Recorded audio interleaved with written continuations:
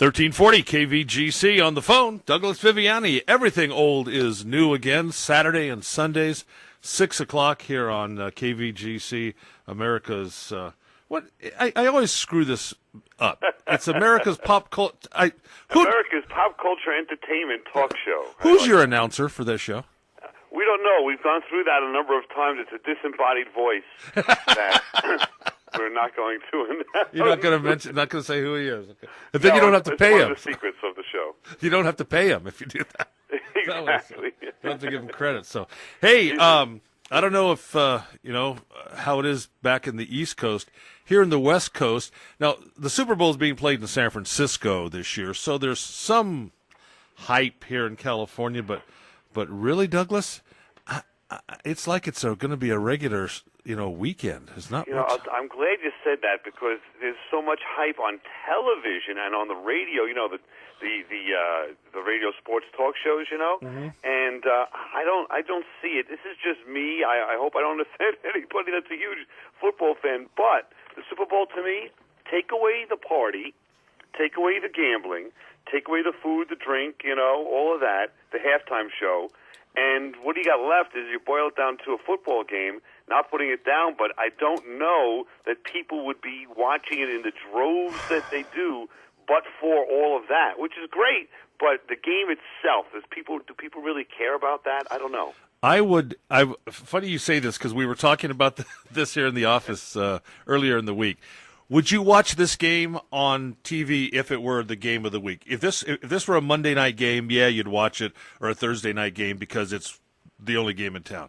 Would you watch it if it were, you had a chance to watch the Raiders or the Niners or somebody else? Would you watch this game?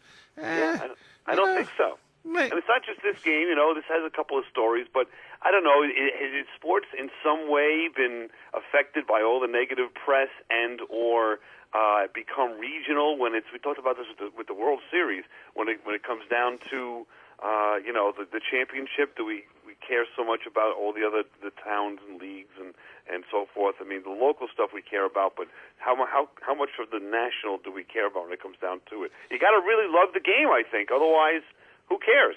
I was watching a talk show this week, and Will Smith was a guest on it, and he was touting his new movie. And so the host asked him, well, what's it like? Don't these guys wear helmets and stuff for concussions and injuries? And he said, yes, they do, but imagine that's not the point. And you know what, Douglas? I've played football, high school, college. I coached here at the high school for 20 years. And then he explained it in a way, and I said, you know what? Wow, I can understand this now. Take an onion, put an onion in an empty mayonnaise jar, and shake that jar, right. And that onion rattling around in that jar is like your brain rattling around in your skull. You can protect the skull from blows, but you can't protect the violent shake in it. And and after you hear something like that, it's like wow. Plus, you have kids and a family and all that. You're considering down the line, will Leo play a sport? And hopefully he will. I love sports, but which one or which ones will it be? And of course, as a parent, you think about safety, and you see all these head injuries and all the concussion and all the like I said, the movie is talking about that, and the gentleman, the doctor that found out all about that. And there's a big lawsuit in the NFL about it, and so many players have either committed suicide or allegedly as a result of some brain damage, or you see them on TV and they've got some brain issues and all this, or they bulk up like crazy, and then at 30 or 28 they're done with this sport and they keep on bulking up. All of a sudden see them walking around 400 or 500 pounds, and I mean, I'm just saying it's not like anything in life. It's your responsibility as an individual to decide whether you want to or not, but know the risks. And I don't know. It's not like just running track. I've come to love a new sport now since my son's gone to college. He started playing rugby. There you go. And I think we've mentioned this a couple of times before. I used to think rugby was a violent, rough game, and holy moly. Heck, I mean, no, it's not. It's very, he'll probably get hurt, in the game this weekend. But knock wood, yeah. But he, hey, you know where that came from, Douglas? Knock on wood? Where? I was listening to Coast to Coast AM this week, and they were talking about where all this stuff came from.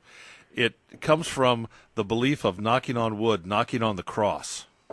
Interesting. Yeah, so knocking on, that'll be good. That'll scare out, all evil spirits if you knock on the cross. So that's what knock on wood. It was nice little trivia there. Yeah, thank you. But anyway, rugby. So I'm a big proponent of rugby now. So we're going to play rugby. They wear no equipment, but they basically are playing football with less rules. Let's say, if you don't know the game, but they have to be cognizant of not banging each other's heads and so forth. So maybe that's part of it, is the idea that the equipment in football gives the impression that you could do whatever you want and not get hurt. That is exactly that. Spearing people and all this, That is exactly it. That's exactly the point.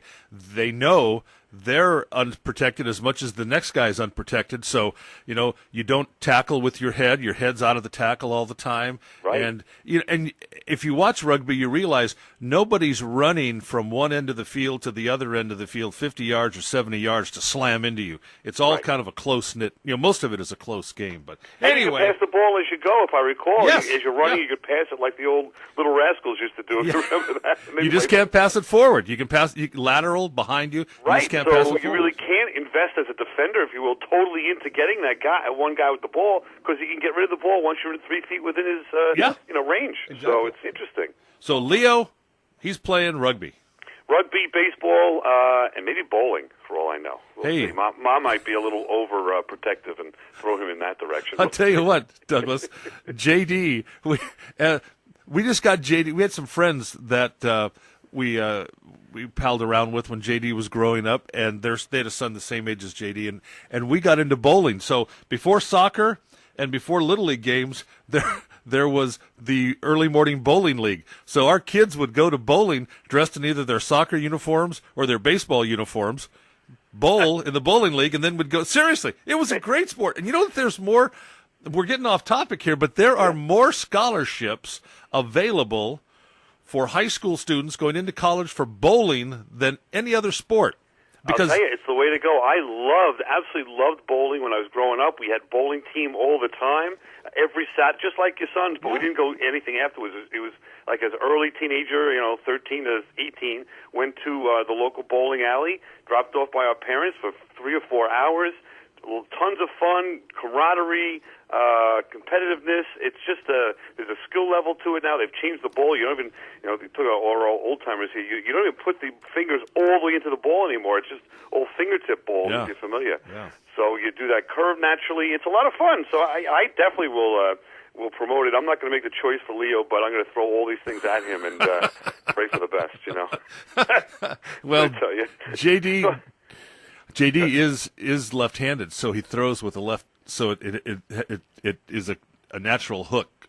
So the way a left-hander releases the ball, it creates a natural hook. So it, must be good at it. Yeah, well, sort of. So hey, it's like anything else. You need to practice. Now listen. You listen to the station, now and then, during the week. Yep.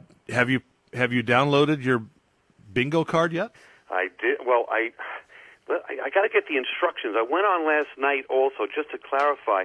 I have this bingo card here, and I love it. It's got Sears and the Amador County Chamber and all the different. Explain it to me. It's got all the different advertisers, right? Right. So what it is we start at 6 in the morning to 6 at night, and maybe twice an hour, one of these is going to come up and play. So you're going to hear my voice will come on, and I'll say, "It's time now to play KVGC Radio Bingo." Blah blah blah blah blah. You can win $25 a week, and we're playing for the grand prize of $1,000. Ready? Let's play. And then MC, my daughter-in-law, comes in and says like, Jackson Creek Dental Group. Jackson Creek Dental Group is blah blah blah blah. Talks a little bit about the dental group, and then I come in and go, pick up your bingo card, participating merchants, whatever, and then it goes out. It's a 1-minute spot. You have to get your bingo card and go, let's see, Jackson Creek Dental Group played at 8:36, and then you write down on that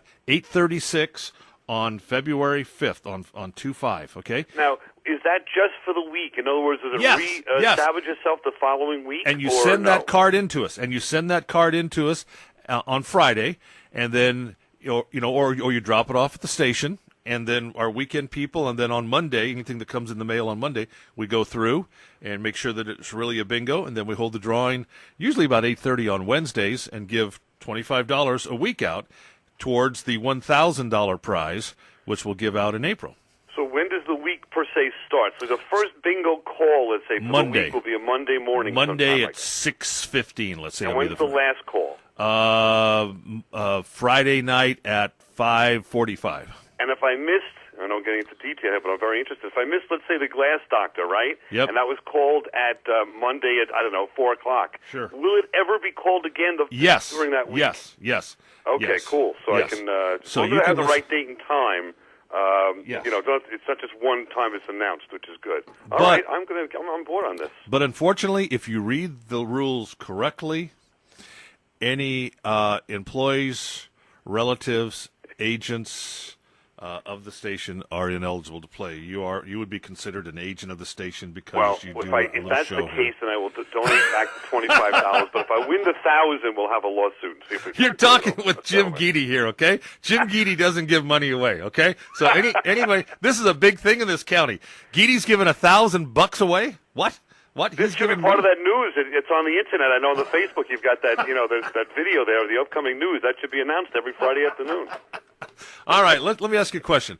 Favorite because we're running out of time here. Favorite all-time Super Bowl commercial? First Super Bowl commercial all time to me has got to be Mean Joe Green with the Coca-Cola drink and the drink and the little kid gets his shirt. If you remember that one, Yeah. I like that one. How about you? I think I'm going to say the Budweiser ones where the little puppy wants to be the dog or wants to be the horse, and the horse goes away and then they get reunited. That I kind of like that one. I love the Clydesdales. I remember back after 9/11, they were very respectful. It was a great commercial the year after, or the time frame after. I think it was 2012. 2002 it would be, where they showed the respect. They walked all the way or ran their carriage all the way to New York City and gave a nice bow of respect. Yeah. That was great. But on the other hand, you've got the Budweiser frogs. I really enjoyed those. I'll tell you another one too. I really liked it. I think it only played 1 or 2 years or so. Do you remember the guys herding cats? They were cat wranglers, and they were one guy had a scratch on his face. They were these old grizzled cowboys, and they were out cat wrangling. They were herding cats is what they were. They were herding. You never saw that one? Never saw that one. I'll have to look that one up. You can get them all on the internet now. Hey, someday, let's just have kind of an open show, if you can, if you'd like. I'd like to hear your take on what it was like on September 11th. Oh, yeah, okay. That's because you're there. I mean, you were there. We're here on the West Coast. We're hearing, we don't know what's going on. And but it'd be interesting to hear from somebody that was. I mean, obviously you weren't there at Ground Zero, but you were right. There. I was in Queens, New York, at Courthouse at the time, and that was probably maybe 15 miles from. I don't know what I'm saying, but 10 miles from Ground Zero. So that's actually a great idea. And then how our culture, what we do with everything old is new again, is that we take a look at pop culture and see where a particular topic each week and where it came from in its history, refresh our recollection with audio clips, and see where it came from, so we can turn it into how our culture has, in the entertainment world, dealt with that whole event. Yeah. So, that would be a great show. Now, actually. Everybody is waiting to hear. Ready? Let's have a little drum roll. Drum roll.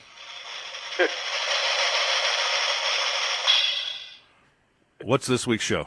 This week's show, from the sublime to the ridiculous, we are going to compare two franchises that have been around since the 1950s, the Muppets and the Peanuts. They have stood the test of time. They've been the subject of cartoons and comics and television shows. Question is, what's the fascination with these rather odd species of pop culture? I don't know. And, of course, in our usual fashion, we have developed a unique method to compare the two and contrast, and Dave and I will sword fight, if you will, duel over which are the best characters and which has the best music, and go through a whole evaluation. At the end of the show, you will hear our argument you love to have about which is the best best franchise, the Muppets, which is still around now on television, or the Peanuts, which just released a movie just this past year? I'm all for imagination and, suspending reality and this and that. Peanuts I get. Peanuts I can do. I like it, okay? Even Alf. Great fan of Alf. JD was it, man, we had Alf toys, dolls, everything. Alf was big in our house, okay? But the Muppets, I can't get talking frogs and pigs and what they are and Bert and Ernie's and everything. I can't get Muppets. That is somewhat David Cohen's position, so you will be on his team, if you will. And there are subliminal references to Alf through the show, which I'll be making, because I've got a couple of clips for that show, which I loved as well. So it's going to be right up your alley. You'll see what my defense is to that argument this weekend. All right. Douglas Viviani and David Cohn. It's called Everything Old is New Again, every Saturday and Sunday at 6 o'clock right here on 1340 KVGC. So you didn't say who you rooting for. Everything old is new again. Go Broncos.